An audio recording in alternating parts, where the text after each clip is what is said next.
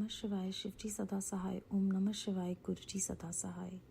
रुद्र संहिता सती खंड के 14 अध्याय का श्रवण करेंगे। दक्ष की 60 कन्याओं का विवाह। दक्ष और वीरणी के यहाँ देवी शिवा का अवतार। दक्ष द्वारा उनकी स्तुति तथा सती के सद्गुणों एवं चेष्टाओं से माता पिता की प्रसन्नता। ब्रह्मा जी कहते हैं, देव ऋषि, इसी समय दक्ष के इस बर्ताव को जानकर मैं भी वहां आ पहुंचा और पूर्वतः उन्हें शांत करने के लिए सांत्वना देने लगा। तुम्हारी प्रसन्नता को बढ़ाते हुए मैंने दक्ष के साथ तुम्हारा सुंदर स्नेहपूर्ण संबंध स्थापित कराया। तुम मेरे पुत्र हो मुनियों, मैं श्रेष्ठ और संपूर्ण देवताओं के प्रिय हो, अतः बड़े प्रेम से तुम्हें आश्वासन देकर मैं फिर अपने स्थान पर आ गया। तदनंतर प्रजापति दक्ष ने मेरी अनुनय के अनुसार अपनी पत्नी के गर्भ से 60 सुंदरी कन्याओं को जन्म दिया और आलस्य रहित हो धर्म आदि के साथ उन सब का विवाह कर दिया। मुनीश्वर, मैं उसी प्रसंग को बड़े प्रेम से कह रहा हूँ, तुम सुनो। मुने, दक्ष ने अपनी 10 कन्याएं विधि पूर्वक धर्म को ब्याह दी, 13 कन्याएं कश्यप मुनि को दे दी और 27 कन्याओं का विवाह चंद्रमा के साथ कर दिया।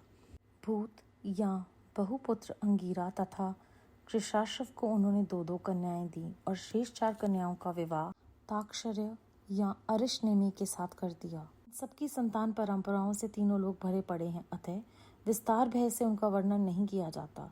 कुछ लोग शिवा या सती को दक्ष की ज्येष्ठ पुत्री बताते हैं, दूसरे लोग उन्हें मछली पुत्री कहते हैं तथा कुछ अन्य लोग सबसे छोटी पुत्री मानते हैं। कल्प भेद से ये तीनों मत ठीक हैं।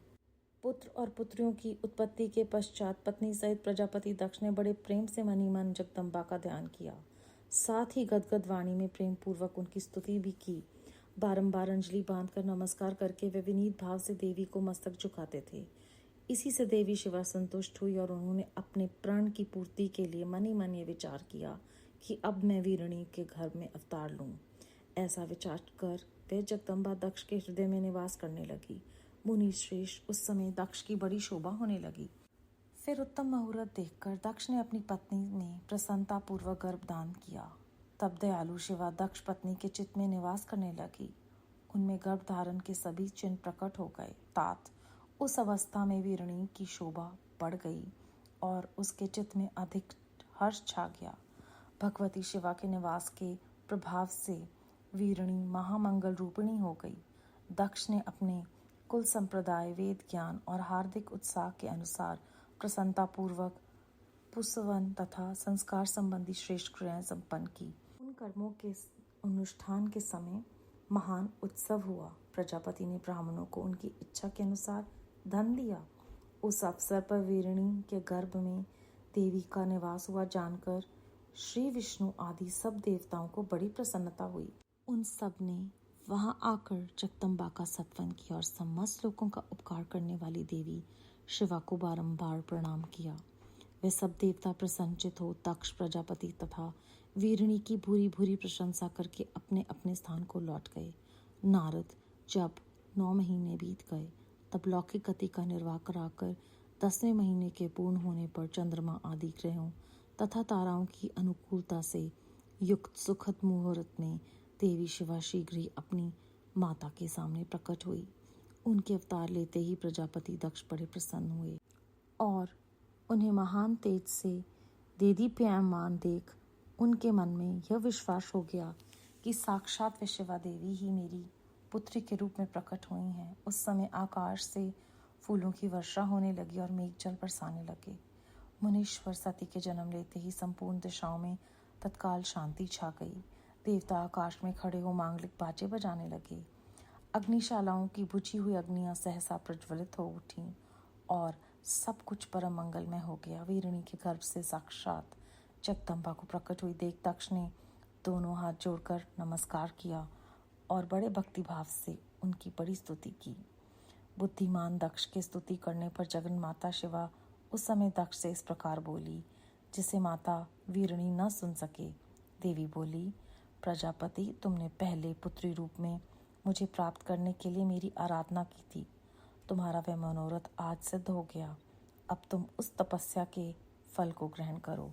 उस समय दक्ष से ऐसा कहकर देवी ने अपनी माया से शिशु रूप धारण कर लिया और शैशव भाव प्रकट करती हुई वह रोने लगी। उस बालिका का रोदन सुनकर सभी स्त्रियों और दासियां बड़े वेग से प्रसन्नतापूर्वक वहां आ पहुंची। अस्विकनी की पुत्री का अलौकिक रूप देखकर उन सभी स्त्रियों को बड़ा हर्ष हुआ। नगर के सब लोग उस समय जय जयकार करने लगे। गीत और वाद्यों के साथ बड़े भारी उत्सव होने लगा। पुत्री का मनोहर मुख देखकर सबको बड़ी प्रसन्नता हुई। दक्ष ने वैदिक और कुलोचित आचार का विधि पूर्वक अनुष्ठान किया, ब्राह्मणों को दान दिया और दूसरों को भी धन बांटा। सब ओर यथोचित गान और नृत्य होने लगे। भांति भांति के मंगल कृत्यों के साथ बहुत से बाजे बजने लगे।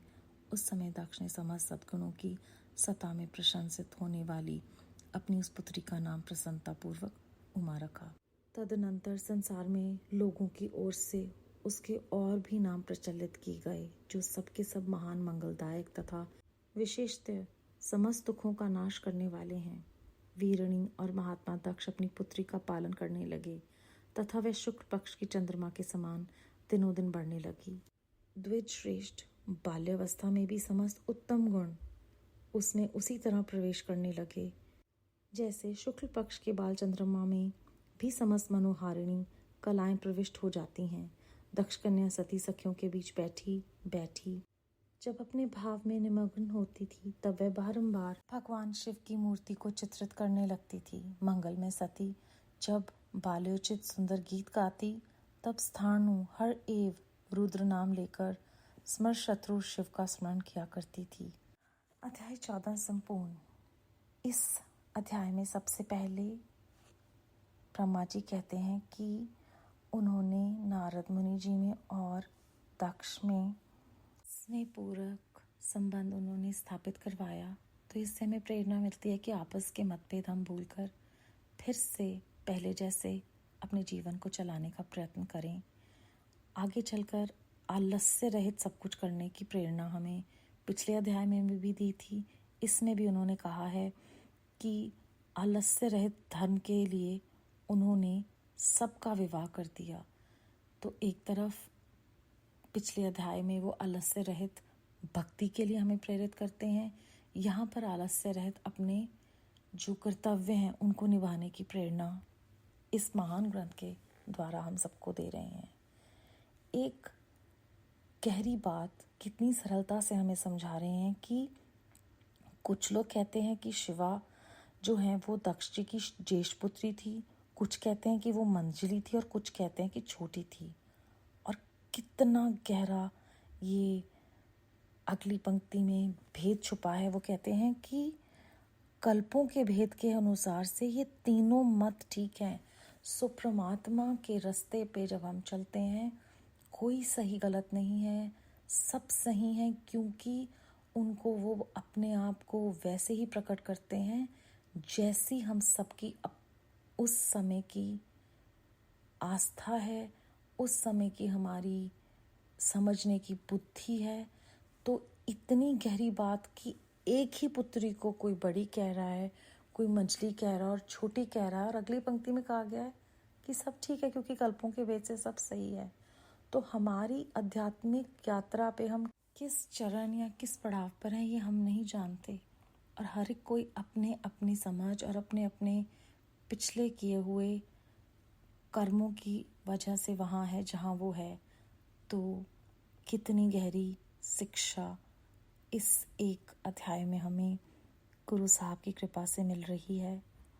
और हम सब ये जानते हैं कि जब हम तपस्या करते हैं तो वो हमें हमारी तपस्या का फल देते हैं।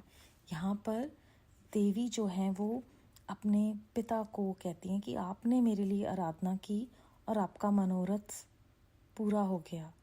तो और वो बात माँ को नहीं सुनती। तो यहाँ पर गुरु साहब ने फिर हमें याद कराया है कि डायरेक्ट कनेक्शन में जो दर्शन तुम्हें मिल रहे हैं वो दूसरे को नहीं मिलेंगे, चाहे एक ही परिवार से हम क्यों ना हो। यहाँ पर पिता को सुन रहा है और माता को नहीं सुनाया।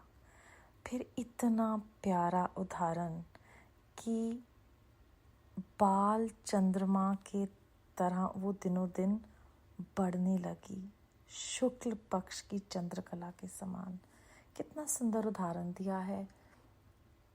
और चंद्रमा का जिक्र होता है तो गुरु साहब अपने आप ही मन में आ जाते हैं। फिर वो कहते हैं कि शुक्ल पक्ष के बाल चंद्रमा की तरह उनकी जो मनोहारिणी कलाएं हैं वो उनमें प्रविष्ट थी। सो जो हम अपने आसपास गुरु साहब के दिए हुए छोटे छोटे बच्चे उनकी ब्लेसिंग्स के रूप में देखते हैं, उनमें उनके लिए जो प्यार है वो बालावस्था से ही है। और किस प्रकार जो शिवा हैं वो शिव की मूर्ति को ही चित्रित करके जब बच्ची होती हैं तब से वो उन्हीं में ध्यान लगाती हैं, गीत गाती हैं। इसी सुंदर से खूबसूरत से विचार के साथ आज का ये पठन हम यहीं समाप्त करते हैं। गुरु साहब का बेअंत बेअंत शुक्राना।